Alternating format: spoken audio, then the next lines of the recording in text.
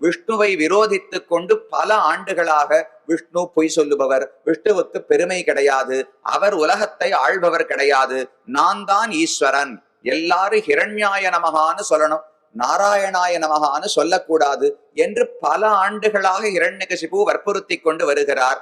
ஆனா பகவான் அதற்காகவெல்லாம் அவதரிக்கவே இல்லை. எப்ப அவதரித்தார்? தன் பக்தனான பிரஹ்லாதனிடத்தில் எப்ப அபச்சாரப்பட்டானோ அப்பதான் திடீர்னு கோபம் வந்தது. இதுக்கு முன்னாடி பகவான் கோபப்படும்படிக்கு இவர் ஒண்ணுமே பண்ணலையா? நல்லவராக இருந்தாரான்னு கேட்டால், தன்னிடத்தில் ஒருவன் எத்தனை தவறுகளை இழைத்தாலும் பகவான் அதை மன்னிப்பதற்கு தயாராக இருக்கிறார். ஒண்ணும் பண்ண வேண்டாம்.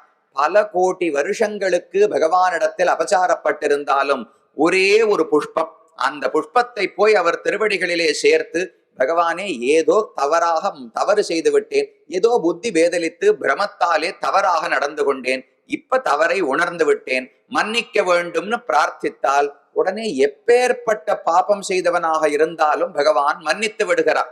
ஆனால் இதுக்கு நேர் மாறான ஒரு நிகழ்வு இருக்கிறது. பகவானுடைய பக்தர்களிடத்தில் ஒரே ஒரு முறை ஒருவன் அபச்சாரப்பட்டு விட்டான் என்றால் அதற்கு மேல 1000 ஆண்டுகளுக்கு 1000 தாமரை புஷ்பங்களை கொண்டு பூஜை செய்தாலும் நக்ஷமாமி வசுந்தரே, வராக பெருமான் பூமி பிராட்டியின் இடத்துல சொல்றார், என் பக்தனிடத்தில் அபச்சாரப்பட்டான் என்றால் நான் ஒரு நாளும் மன்னிப்பது கிடையாது.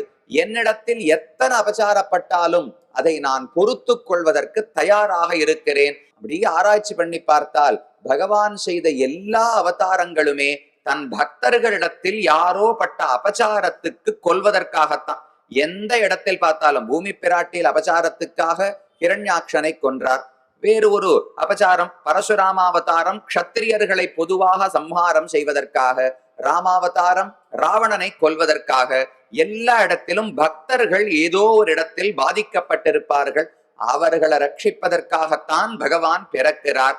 அதுல இது ஒரு விசேஷமான அவதாரம். சிறு குழந்தையான பிரகலாதன் அவனுக்கு இருக்கக்கூடிய பக்தியை பார்த்து அவனுக்கு ஒரு துன்பம் என்றவுடனே பகவான் உடனடியாக வந்து பிறந்தார். அதுவும் எந்த தூணில் பிரகலாதன் கை காட்டினானோ அந்த தூணிலிருந்து பிறந்தார் அல்லவா.